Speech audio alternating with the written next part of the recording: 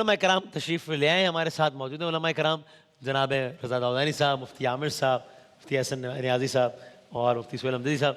میں آپ لوگوں سے ویسے پیشگی کی اجازت ہر سال کی لی ہوئی ہے میں نے، لیکن پھر دوہرا دوں کہ میں معذرت خواہوں اس انداز سے بیٹھنے کا، لیکن وہ کبھی چلتے چلتے کھڑے کھڑے پیروں میں ذرا درد ہو جاتا ہے، اس لیے پھر میں ذرا اس سیگمنٹ تھوڑا سا تو یہ پیشگی میں نے آپ لوگوں سے یہ ہر سال کی میں معذرت لے لیتا ہوں۔ اچھے ہیں وہ لوگ جو تکلف نہیں کرتے۔ کیا کہنا ہے، جزاک اللہ صحیح۔ تو سر میں بھی تکلف نہیں کرتا ہوں، پہلے سوال کی طرف آتا ہوں۔ آئے جی بسم اللہ، پہلا سوال سنیے داؤدانی صاحب بتائیے گا۔ جی جناب۔ السلام علیکم وعلیکم وسیم السلام۔ بھائی، میں احمد بات کر رہی ہوں پشاور سے۔ جی جی میرا علماء کرام سے سوال یہ ہے کہ اگر ہم کوئی سورت پڑھ رہے ریپیٹڈلی اور اس میں سجدہ ہے اور وہ سجدے کی آیت ہم بار بار پڑھ رہے ہیں، تو کیا ہم نے جتنی دفعہ وہ آیت پڑھی ہے اتنی دفعہ سجدہ کرنا پڑے گا یا نہیں صرف ایک دفعہ؟ کائنڈلی اس بارے میں رہنمائی فرما دیں۔ بالکل صحیح۔ پشاور میں ہمارے جتنے بہن بھائی دیکھ رہے ہیں سب کو بہت سلام۔ یہ پشاور سے سوال ہے ہماری بہن کا، بتائیے گا۔ بسم اللہ الرحمن الرحیم، جتنی مرتبہ آیت پڑھیں گے اتنی مرتبہ سجدہ کرنا ہے۔ اوکے، سمپل ہے۔ اور یہ آناف میں بھی یہی ہے؟ نہیں، اس میں دو صورتیں ہو سکتی ہیں۔ ایک یہ کہ حفظ کرنے کے لیے آپ پڑھ رہے ہیں، رائٹ۔ دوسرا یہ ہے کہ تلاوت کے لیے پڑھ رہے ہیں، ٹھیک تو ہو گیا۔ بصورت اول ایک بار، بصورت ثانی بار بار۔ یعنی اگر تلاوت کی غرض سے پڑھنا ہے تو جتنی بار پڑھیں گے، جیسے رضا بھائی نے لیکن کہا۔ حفظ کرنے کی نیت سے پڑھنا ہے تو اس میں استثناء ہے آناف میں کہ پھر آپ کو ایک ہی بار کرنا ہو۔ فقہ جعفریہ میں استثناء نہیں ہے نا؟ بالکل ٹھیک، بالکل ٹھیک۔ ایک اور سوال کا بتائیے گا داؤدانی صاحب۔ جی سنائیے۔ السلام علیکم، وعلیکم مجھے علماء السلام۔ کرام سے یہ پوچھنا ہے، میری مدر بیمار رہتی ہیں، اس لیے ہمیں انہیں آؤٹ آف سٹی ڈاکٹرز کے پاس لے کر جانا پڑتا ہے، اور لوکل ٹرانسپورٹ میں سفر کی وجہ سے ان کی طبیعت اور زیادہ خراب ہو جاتی ہے، تو کیسی کنڈیشن میں ہم لیز پر گاڑی لے سکتے ہیں؟ کیا لیز پر گاڑی لینا جائز ہوگا مجبوری کی بنا پر، کیونکہ ہم اتنی بڑی اماؤنٹ میں بھی گاڑی لینا افورڈ نہیں کرتے؟ بالکل صحیح، ٹھیک ہو گیا۔ بنیادی بات تو یہ ہے کہ قسطوں پر چیزیں لینا کیسا ہے، لیز کے لیے اندر لیز لینے کا پر گاڑی مطلب یہی ہے، اور وہ سچویشن بتا رہی ہے اگر اس سچویشن میں، یعنی وداؤٹ اینی پرابلم، یعنی اگر فرض کیجئے کہ یہ مشکل نہ بھی ہوتی تب بھی لیز کے اوپر لینے میں فقہ جعفری کے اندر کوئی مسئلہ نہیں ہے۔ اوکے، چاہے وہ گاڑی ہو یا کوئی اور چیز، واشنگ مشین مل رہی ہے، واشنگ مشین ہو، کوئی دوسری چیز ہو، زیادہ سے زیادہ یہ ہوگا کہ اس کی قیمت ظاہر ہے کہ کچھ زیادہ لی جائے گی، لیکن یہ کہ بہرحال یہ معاملے کے وقت طے کر لیا جائے کہ کون سی قیمت کس چیز کی ہے، اس چیز کو اس قیمت کے اوپر لینا اور اس کے اوپر قسطیں مقرر کروانا فقہ جعفری میں اس کی بالکل اجازت ہے۔ مثال کے طور پر یہ گاڑی ہے جو ویسے 500 روپے کی ہے، اگر آپ لیز میں دیں گے تو آپ کو یہ گاڑی کے 700 روپے دینے ہوں گے۔ یہ 200 روپے اضافی میں مسئلہ نہیں ہے، نہیں، اس کو کوئی یہ سود نہیں سود مانا، والی کیٹیگری نہیں ہے فقہ جعفری۔ آناف میں اس میں ایشو ہے؟ ہمارے یہاں پہ یہ ہے کہ ایک تو کنونشنل بینکنگ کے اندر تو لیز جو ہے وہ الاؤ نہیں کرتے ہیں، نہیں کہا جا رہا، اسلامک بینکنگ میں کرتے ہیں۔ بالکل ٹھیک۔ اچھا، ایک قاعدہ یہ ہوتا ہے کہ حالت اضطراری میں کچھ چیزوں کی اجازت ملتی ہے۔ حالت اضطراری سے مراد کوئی مجبوری ہو، سخت جی ہاں، مجبوری۔ جی ہاں۔ ٹھیک۔ تو اب یہ جس طرح انہوں نے اپنی ایک کیفیت بتائی تھی کہ یہ مجبوری ہے، یہ مجبوری ہے، تو ان مجبوریوں کو دیکھا جائے گا کیا کوئی اور حل ہے بھی کہ نہیں ہے، اور اگر کوئی حل نہیں ہے اور ان کو شدید دقت ہو رہی ہے تو پھر ایسی صورت میں بالفرض کنونشنل بینکنگ، اسلامک بینکنگ نہ ہو تو کنونشنل بینکنگ میں ویسی صورت میں جو ہے وہ حالت اضطراری میں ان کے لیے اجازت ہوگی، وہ عمل جائز نہیں ہوگا، یعنی وہ حکم جو ہے وہ ناجائز ہی رہے گا، لیکن ان کو استثناء مل جائے گا۔ استثناء یہ جو سچویشن بتائی گئی اس کو آپ حالت اضطراری میں ہمارے یہاں کاؤنٹ تو کریں گے؟ اسلامک بینکنگ کو زیادہ پریفر کر سکتے ہیں۔ بالکل ٹھیک، بالکل ٹھیک۔ اور ایک آپ اور بتا دیجیے گا پھر میں آتا ہوں، وہ ایک سوال جو کل رہ گیا تھا اس میں آناف کی طرف سے تو کلیئر جواب آ گیا تھا کہ اگر آپ آرگنز ڈونیٹ کرنا چاہتے ہیں زندگی میں تو الاؤڈ ہی نہیں ہے، تو آپ نے کہا تھا کہ نہیں جی کچھ ڈیٹیلز میں الاؤڈ ہے۔ ظاہر ہے without going into a lot of detail, اگر کوئی موٹا موٹا کوئی مسئلہ ہے تو آپ بتا دیجئے کہ بھائی وہ لوگ پوچھتے تھے کہ کس صورت میں یہ جائز ہے یا نہیں۔ بنیادی بات یہ ہے کہ مثلا ایک انسان ہے اپنی زندگی کے اندر بلڈ ڈونیٹ کرنا چاہتا ہے، بالکل جائز ہے۔ اگر وہ اپنی اسکن کو اپنے ہی وجود کے اندر کہیں اور منتقل کرنا چاہتا ہے، بعض زخموں کے اندر اس طرح سے ہوتا ہے، بالکل جائز ٹرانسپلانٹس ہوتے ہیں ہے۔ جو اسی طریقے سے اس کی اسکن کسی اور کے جسم کو لگ جائے گی اور اس کا زخم مندمل ہو جائے گا، وہ بھی جائز ہے۔ اگر کڈنیز کو وہ ٹرانسپلانٹ کرنا چاہتا ہے، 2 گردے، 1 گردہ اگر وہ دے دے اور اس کی وجہ سے ظاہر ہے کہ عام طور پر جو ڈاکٹر بتاتے ہیں کہ کوئی بہت بڑا مسئلہ اس کو نہیں ہوگا، بالکل جائز ہے۔ اسی طریقے سے اگر وہ اپنے مرنے کے بعد کے لیے وصیت کرنا چاہتا ہے کہ فصلاً میرا یہ آرگن جو ہے کسی اور کو لگا دیا جائے جس سے اس کی جان بچائی جا سکے، یہ وصیت بھی بالکل درست ہے۔ مرنے کے بعد اگر یہ آرگن کسی اور کی جان بچانے پر موقوف ہے تو اس کو لگا دیا جائے گا اور کوئی مسئلہ بھی نہیں ہوگا۔ پھر اس کے بعد اگلا مسئلہ آتا ہے کہ اگر اس کی کوالٹی آف لائف بیٹر ہو سکتی ہے، زندگی بہتر ہو سکتی ہے، تو کیا یہ وصیت کی جا سکتی ہے؟ اس کے اندر بھی بعض فقہا نے اجازت دی ہے اوکے۔ اور کہا ہے کہ ہاں ٹھیک ہے، اگر اس طرح کی کوئی گنجائش بنتی ہے تو اس کو بھی الاؤ کیا ہے، لیکن اس میں ایبسولوٹلی ایک بحث ہے۔ پھر اس کے بعد اگلی بات یہ آتی ہے کہ مثلاً کسی اور کا باڈی پارٹ ہے جو کافر ہے یا غیر مسلم ہے، تو ظاہر ہے اس نے تو اپنے مسئلے کو دیکھنا ہے، لیکن اگر وہ ڈونیٹ کرنا چاہتا ہے تو کیا کسی مسلمان کو لگایا جا سکتا ہے؟ جواب بالکل لگایا جا سکتا ہے۔ اگر فرض کسی جانور کا کوئی آرگن ہے، جس طرح سے بہت ٹرانسپلانٹیشن ہو رہا ہے، کیا اس کو لگایا جا سکتا ہے کسی مسلمان کے آرگن کے جگہ پر؟ جواب جی ہاں، اس کو بھی لگایا جا سکتا ہے۔ کسی اور چیز کو گرو کر کے، اسٹیم سیلز کو گرو کر کے لیبارٹری کے اندر، یا فرض کیجئے کہ کوئی پلاسٹک کا کوئی آرگن ہے یا کسی اور چیز کا کوئی آرگن ہے، وہ بنا کر لگا دیا جائے اور اس سے اس کی زندگی بہتر ہو سکتی ہے، تو اس کی بھی بالکل اجازت ہے۔ فقہ جعفری میں خاصی گنجائش ہے اس حوالے سے، اور یعنی کہ جہاں سے سوال شروع ہوا تھا وہ یہ کہ اگر کوئی کہتا ہے کہ میں اپنی آنکھ بعد 10 مرگ عطیہ کرنا چاہتا ہوں، تو اس کا جواب پریسائز یہ ہے کہ اگر کسی کی جان بچانے کے لیے وہ استعمال ہو رہا ہے تو بالکل الاؤڈ ہے، بالکل الاؤڈ۔ کوالٹی آف لائف بہتر بنانے کے لیے استعمال ہو رہا ہے اس میں تھوڑا اختلاف ہے، لیکن اس میں بھی گنجائش ہے، میں اس کو نو نہیں کہہ رہا۔ دیکھیے، اور احناف کا آپ بتا چکے۔ میں اگلا سوال مفتی صاحب بتائیں، اس میں آپ اس میں بھی کوئی ایڈ کرنا چاہیں تو کر دیجیے گا اگر کوئی اختلافی بات ہو۔ جی اگلا سوال سنائیے گا۔ یہ پوچھنا تھا کہ یہاں بعض ممالک میں ہوتے ہیں ان کے جو فطرہ جمع ہوتا ہے یہاں کا جمع کر کے ہم پاکستان بھیج سکتے ہیں؟ صحیح ہے، باہر ملک میں رہ رہے ہیں تو فطرہ جمع کر کے پاکستان بھیج سکتے ہیں جی۔ بسم اللہ الرحمن الرحیم، اللہم صلی علی سیدنا و مولانا محمد وعلی آلہ و اصحابہ وبارک وسلم۔ دیکھیں، عام طور پر بندہ جہاں رہتا ہے، جہاں اس کا مال ہے، جہاں اس کی جائیداد کاروبار ہے، تو بہتر تو یہی ہے کہ وہیں پر غریبوں کو ڈھونڈا جائے۔ صحیح، ٹھیک ہے نا، کوئی آس پاس ہیں، رشتہ داروں میں ہیں، فیملی میں ہیں، تو وہ زیادہ بہتر ہے۔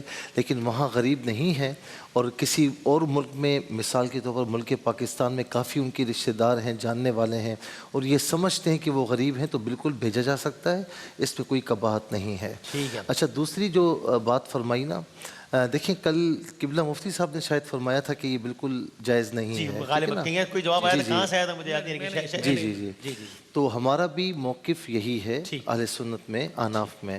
اب اس میں مسئلہ یہ کہ جو یہ خون کی بات کی جاتی ہے نا کہ خون بھی ہم ڈونیٹ کرتے ہیں، اس میں بھی ہمارے محتاط علماء جو قدیم جو ہے وہ مسائل رکھتے ہیں تو وہ منع فرماتے ہیں۔ ہاں، لیکن جدید دور کے کچھ علماء نے، بلکہ اکثر علماء نے یہ کہا کہ چونکہ خون زیادہ یعنی دوبارہ جنریٹ ہو جاتا ہے، تو اسی لیے کسی کی جان پر ہو، جان بچانی ہو تو اس میں دیا جا سکتا ہے۔ دوسری بات، اس کی مثال ایسی ہے کہ جیسے مثال کے طور پر بچہ اپنی ماں کا دودھ پیتا ہے، ٹھیک ہے نا، وہ دوبارہ جنریٹ ہوتا ہے، شریعت نے حکم دیا تو وہ کر رہا ہے۔ لیکن باقی جو چیزیں، مثال کے طور پر 2 گردوں کی بات آ گئی تو اللہ رب العالمین نے دو بنائے تو حکمت تو ہوگی، ٹھیک ہے۔ اچھا، دوسری بات یہ کہ ایک شخص ہے اور اسے یعنی یوں سمجھ لیں کسی کا گردہ اس میں ٹرانسپلانٹ کروانا ہے، تو ڈاکٹر اگرچہ کہہ دیتے ہیں کہ جی ہاں زندگی بچ جائے گی، لیکن عام طور پر یہ بھی دیکھا گیا ہے کہ لگانے کے باوجود بھی زندگی نہیں بچتی۔ تو اللہ تبارک و تعالیٰ پر توکل کریں، ہمارا یہ یقین ہے کہ انشاءاللہ اللہ رب العالمین زندگی ہوگی تو آپ کو عطا فرمائے احناف گا۔ کے حوالے سے پھر یہ گردے والا معاملہ بھی الاؤڈ نہیں ہے؟ نہیں نہیں، ہاں، اوکے، بالکل صرف خون کی اجازت، صرف خون کی اجازت ہے، تو اور باقی تو پھر ہے ہی نہیں الاؤڈ، وہ تو آپ بتا چکے گا۔ اچھا، مناسب۔ اور فقہ جعفریہ کی رائے آپ نے بتا دی کہ کافی ریلیکسیشن ہے اس حوالے سے۔ قبلہ فطرے کے حوالے سے ایک سوال میں نے پوچھنا تھا، میں نے کہا تھا کل پوچھیں گے اور بات ہی نہیں بھی، مجھے کئی لوگوں نے میسیج بھی کیے کہ آپ نے کہا تھا اگلے دن پوچھیں گے، آپ نے پوچھا نہیں۔ وہ یہ کہ ابھی بس یہ فطرہ ابھی عید قریب آئے گی تو اسی وقت دیا جا سکتا ہے یا عید کے بعد، یا ابھی کوئی شخص کہے گا میں کل صبح فطرہ دے دیتا ہوں، تو کیا ابھی بھی وہ اس فریضے سے فارغ ہو سکتا ہے؟ دیکھیں، بسم اللہ الرحمن الرحیم، صلی اللہ علیہ حبیب محمد وعلی آلہ وصحبہ بارک وسلم۔ ویسے فطرے کا وقت تو جو عید کے دن ہی ہوتا ہے، لیکن اس میں اس سے پہلے دیا جا سکتا ہے یا نہیں دیا جا سکتا، بعض علماء کا اس میں اختلاف موجود ہے، لیکن مفتہ بھی قول جس پہ فتویٰ دیا جاتا ہے وہ یہ ہے کہ عید سے پہلے بھی فطرہ دیا جا سکتا ہے۔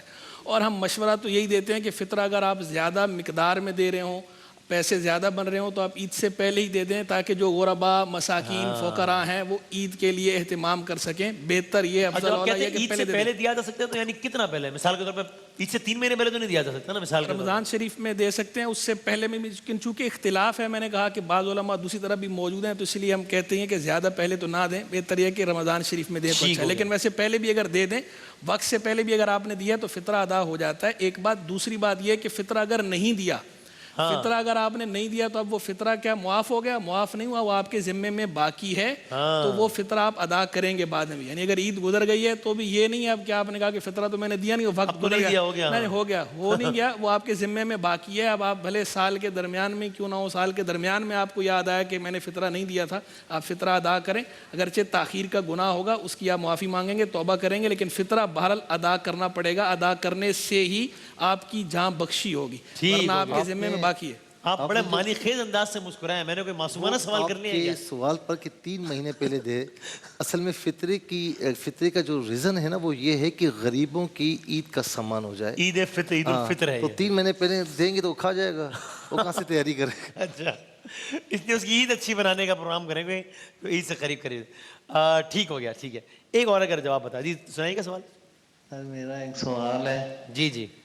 कि नमाज पढ़ रहा हो, रोज़े की हालत में जमात के साथ खड़ा हो, ठीक है, और हलक से जो है ना बलगम आ जाए तो उसका क्या करना चाहिए? इस कुरान हदीस में ज़रा बता दें मुझे। हालत नमाज में है तो क्या करें? हालत नमाज में अगर बलगम आ जाए तो बेहतर तो यह है कि उसे रोक ले, और अगर नमाज मुकम्मल कर सकता है कर ले, और उसके बाद सलाम फिरने के बाद स्पिट कर ले जाके। लेकिन अगर उसे ऐसा लगता है कि रोकने में मुझसे रोकना मुमकिन नहीं है, या मुझसे किरात नहीं हो पाएगी, या तस्बीहात इंतकाल जो हैं वो नहीं हो पाएंगी, तकबीरात इंतकाल या बाकी चीज़ें जो नमाज के अरकान हैं मुझे उसमें खलल होगा, तो इस सूरत में बकराहत वो उसे अंदर निगल ले। इससे रोज़े पर फ़र्क नहीं पड़ेगा, क्योंकि ये बाहर से कोई चीज़ अंदर नहीं जा रही। उस दिन भी मैंने अर्ज़ किया था हदीस मुबारक में, अल फित्रु मिम्मा दाखला, जो रोज़ा टूटता है उससे ये तो अंदर से ही अंदर आपने ले लिया, तो अगरचे नापसंदीदा है अंदर इस तरह बलगम को लेना, नफासत के खिलाफ है, लेकिन इससे रोज़ा नहीं टूटता, फिक़ही एतबार से रोज़ा नहीं टूटता। बुनियादी बात वही है कि बलगम के निकलने से रोज़ा नहीं टूटता। बिल्कुल ठीक, सही। ये एक अगला सवाल रज़ा दाऊदानी साहब ज़रा सुनिएगा प्लीज़। जी जी। वालेकुम, मैं इकरानी बात कर रही हूँ। क्या अंधेरे में नमाज हो जाती है कि नहीं? अंधेरे में? अच्छा, ये तो इसलिए भी इम्पोर्टेंट है कि अब लोड शेडिंग हो गई तो क्या करें नमाज के? लोड शेडिंग तो हो जाती है, अब नमाज हो जाती है नहीं, ये बता दें भाई। अंधेरे में नमाज हो जाती है, कोई मसला नहीं। क्योंकि सर लोड शेडिंग तो फिरका और मजहब और मसलक से बालातर सबके लिए होती है, तो फिर तो नमाज भी सबकी हो जाती है अंधेरे में नमाज हो जाएगी। ठीक, एक और सवाल जी सुनाइएगा दाऊदानी साहब के लिए। मेरा सवाल ये है कि जो है हम फिरका जाफरिया के हिसाब से जो है रोज़े में नेल्स काट सकते हैं या नहीं? ठीक जी सर। नहीं समझ पाया, समझ ही नहीं पाया। फिरके जाफरिया के हिसाब से रोजे में नेल्स काट सकते हैं या नहीं? हाँ हाँ, कोई हर्ज नहीं, बिल्कुल काट सकते हैं, क्या समझ रोजे में। ठीक है। एक अगला सवाल मैं वैसे पढ़ देता हूँ, जो कि वो कहती है कि मेरी एक बेटी इसी महीने डिलीवरी से फारिग हुई है, ऑपरेशन हुआ है तो रोज़े नहीं रख सकती, तो हम फिदिया देंगे, ये हमें मालूम है, लेकिन ये फिदिया कितना होगा? एक दूसरा, क्या फिदिये के बाद इन रोज़ों की क़ज़ा भी करनी होगी? बुनियादी तौर पर उनको इंतज़ार करना है, अगर रूबत सेहत हो जाती हैं तो उनको फिर क़ज़ा रोज़े फिदिया नहीं देना, फिदिया नहीं देना। लेकिन अगर उनकी बीमारी प्रोलॉन्ग कर जाती है, मसलन ये ऑपरेशन का आफ्टर इफेक्ट्स हैं, खुदा ना करे कि बाज़ औक़ात कुछ कॉम्प्लिकेशंस होती हैं, अगर वो इतना लंबा हो जाए कि अगला साल, अगला माह रमज़ान आ जाए, तब फिदिया उनके लिए वाजिब होगा। और वो फिदिया कितना होगा? 3 पाव आटा, अगर वो किसी भी गरीब मोमिन को दे दें वो काफ़ी होगा। एक रोज़े में? एक रोज़े का फिदिया 3 पाव आटा। इसमें अगर बढ़ा दें तो और अच्छा है, मन ततव्वा खैरन फहुवा खैरुन ला, लेकिन अगर मसलन इतना भी कर लें तो उनका वाजिब अदा हो जाएगा, जो उनके ऊपर फ़र्ज़ था वो अदा हो जाएगा। इसमें 3 पाव आटे का मतलब 3 पाव आटा ही देना शर्त है लिटरली, या उसकी इक्विवेलेंट अमाउंट दे दी जाए किसी को तो वो भी काफ़ी? नहीं, फिदिये के अंदर, फितरे के अंदर तो अमाउंट की गुंजाइश है हमारे यहाँ। किसमें? फितरे में तो है, ठीक है। लेकिन ये कि फिदिया है, कफ़ारा है, ये सारी चीज़ें वो हैं कि जिसके अंदर उनको या खिलाइए और या फिर उनको 3 पाव आटा दे दीजिए, 3 पाव चावल दे दीजिए, इस तरह की कोई चीज़ दें कि जो खाने की मानी जाती है, तो उसके ज़रिए से उनका फिदिया अदा माना जाए। हाँ, उसके मसावी पैसे नहीं। इसके पहले तो ये फिदिये का आप भी बता दीजिएगा, कि और भी सवाल आ रहे थे कि भाई इस दफ़ा फिदिया कितना है भाई रोज़े का, तो ये जी फिदिया जो है वो इस मरतबा जो है वो तकरीबन 375 रुपये बनेगा मुतवस्सित के लिए। 2.25 सेर आटा होता है हमारे यहाँ पे। तो आनाफ में ये गुंजाइश है कि आप फिदिये के लिए आप अमाउंट दे सकते हैं? अमाउंट दे सकते हैं, 2 वक्त का खाना खिला दें, या फिर जो है वो आप उसका आटा दे दें तो भी दुरुस्त है। लिहाजा हमारे यहाँ पे ये है कि साल भर का शर्त नहीं है, अगर फिदिया दे भी दिया और बाद में रोज़ा रखने के काबिल हो गया है तो चाहे 1 साल गुज़र गया हो, 1 साल बाद भी वो क़ज़ा करेगा, क्योंकि उसको फिदिये की सूरत जो है वो तभी मुतहक्कक होती है जब असल में वो रोज़ा रखने के काबिल ना हो। सही।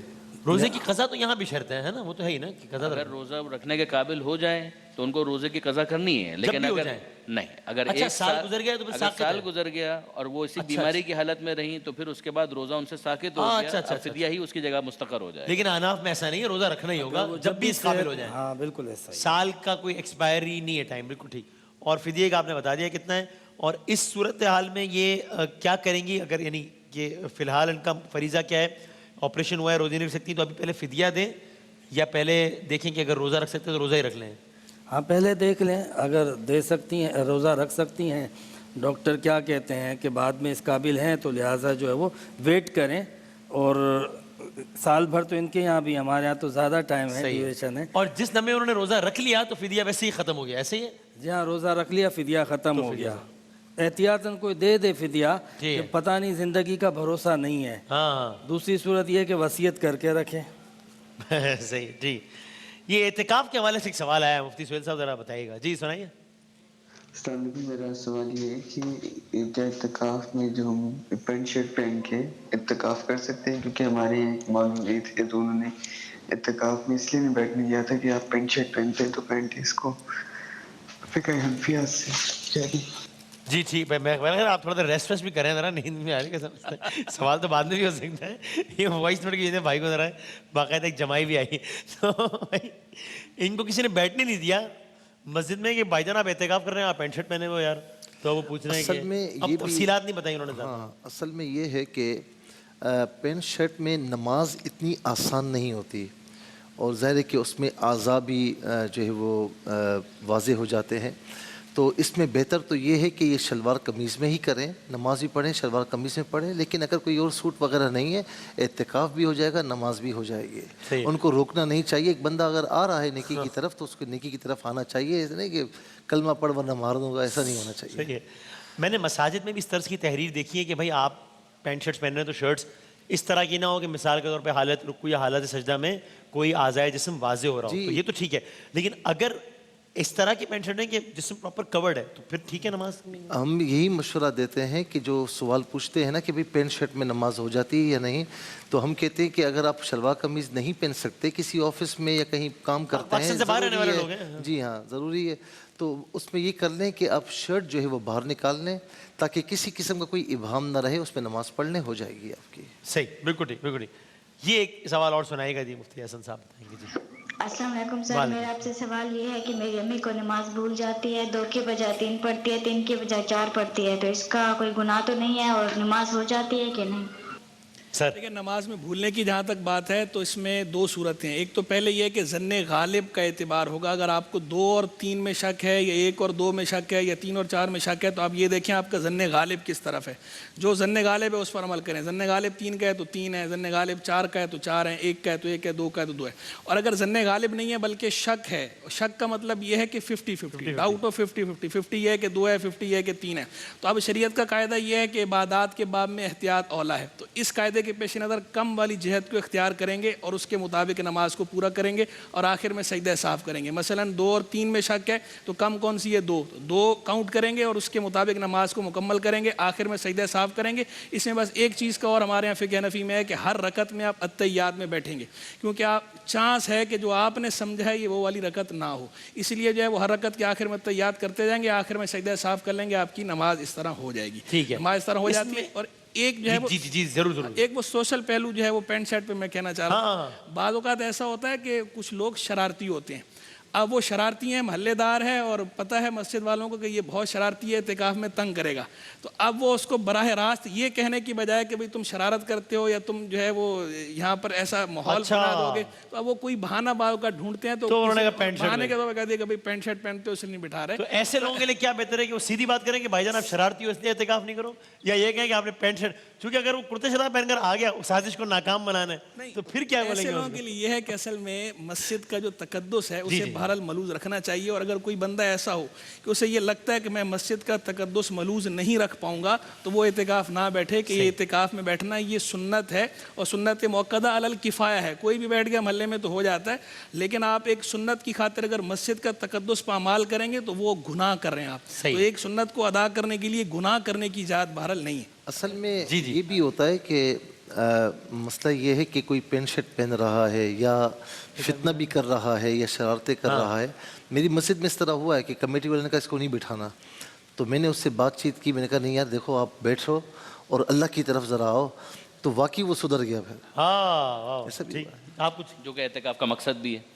اچھا اب اس کے اندر ظاہر ہے کہ شکیات نماز کی جو تفصیل ہے وہ تو ظاہر ہے کہ اس وقت ڈسکس کرنا بہت ساری مشکل ڈیٹیل ہوگا. ہوگی, صحیح بات ہے. میرا خیال ہے کہ جو کیس تھا نا اس کے بارے میں مفتی صاحب بھی اگر توجہ فرمائے, میرا خیال میں وہ ایک بالکل وسواسی کیفیت جو مجھے یہ لگ رہا ہے کہ وہ کثیر الشک والا معاملہ ہے کہ روزانہ ہی ہو رہا ہے شک, بڑھاپے کی وجہ سے وہ پرابلمٹک ایک سچویشن کے اندر آ گئی ہیں. میں بچی کو مشورہ دوں گا کہ وہ ان کے ساتھ تھوڑا کوآپریٹ کریں. جب وہ نماز پڑھ رہی ہوں نا تو ان کے ساتھ تھوڑا سا بیٹھ جائیں اور ان کو گائیڈ کر دیں کہ ہاں ٹھیک ہے ایک رکعت ہو گئی, اب آپ کھڑے ہو جائیے, دوسری رکعت ہو گئی. ہم نماز کے دوران کیسے, نماز کے دوران صرف ان کو بتاتے رہیں, سے بولتے رہیں, وہ تو سن رہی ہے نا, اور وہ اپنا ذکر پڑھتی رہیں, جو تسبیحات ہیں وہ پڑھیں, جو سورہ پڑھنا ہے وہ پڑھیں. تو میرے خیال میں اگر یہ نیکی وہ اپنے ان بزرگ خاتون کے ساتھ کریں, غالباً دادی انہوں نے کہا تھا, تو ان کے لیے زیادہ آسان ہوگا اور ان کے لیے بھی یقیناً یہ حسنات کا باعث ہوگا, ذخیرہ آخرت ہوگا. لیکن آپ ان کو یہ سجیسٹ کریں گے, جو پہلے بھی ایک کثیر الشک کے عنوان سے آئی تھی بات, تو اس میں غالباً اگر مجھے یاد ہے تو آپ نے سجیسٹ کیا تھا, آپ نے اپنے کسی عالم نے, کہ بھائی اگر کوئی ہر بات پہ ہی شک کر رہا ہے نماز میں, جس طرح کہ اگر یہ کیس ایسا ہی ہے تو پہلے تو بس وہی کرے کہ کچھ بھی ایسا کرے جس سے وہ اس کیفیت سے نکلے, وہ اس شک کو اگنور کرے. اس کو لگتا ہے 2 ہیں تو بس پھر 2 ہیں, 3 ہیں 3 ہیں, پہلی دفعہ وہ نارمل کیفیت میں آ جائے, پھر شکیات نماز کے پرنسپل اس پر اپلائی ہوں گے. جو وسواسی جو کیفیت ہوتی ہے نا اس کے اندر یہی کہا جاتا ہے کہ آپ اپنے اس والے شک کو کہ جو وسوسے کی حد تک ہے اور جو اس کے اندر, اس کو بالکل اگنور کر دیجئے. آپ کو 2 سمجھ میں آتا ہے 2 پڑھیں, 3 سمجھ میں آتا ہے 3 سمجھیں, لیکن اس کو بھی مکمل کریں, نارمل اسٹیٹ کے اندر آئیے. یہ وسواسی کا مسئلہ ہے. لیکن بہرحال شکیات نماز کی جو اپنی تفصیل ہے اس کے اندر کچھ اختلاف ہے, وہ یہاں پر میرے خیال میں بھی بہت لمبا ہے, بہت ڈیٹیل میں, اب کنفیوزنگ بھی ہو جائے گا شاید. آپ کچھ کہہ رہے ہیں, بس پھر میں بریک لوں. اس میں ہمارے فقہ حنفی میں اس کی صورت کی اجازت نہیں ہے کہ کوئی باہر سے گائیڈ کرے. اسے ہمارے یہاں کہا جاتا ہے, اچھا بیرونی مدد ہو جائے گی. اس میں ہمارے یہاں کہا جاتا ہے اسے فقی ٹرمنالوجی میں تلقن من الخارج, یعنی جو بندہ نماز میں موجود نہیں ہے اس نماز کے باہر والے کسی آدمی سے مدد نہیں کر سکتا کسی بھی طور اس سے آپ نے کوئی چیز اخذ کی ہے, اخذ نہیں کر سکتے, کریں گے تو نماز فاسد. احناف میں عمل نماز کے باطل ہونے کا سبب بن جائے گا, فقہ جعفری میں اس کی اجازت ہے. بالکل اجازت ہے, بالکل مناسب, بہت مناسب. ایک وقفہ لیتے ہیں انشاءاللہ, اور اس کے بعد ہمارا کوئز کا سیگمنٹ ہے انشاءاللہ.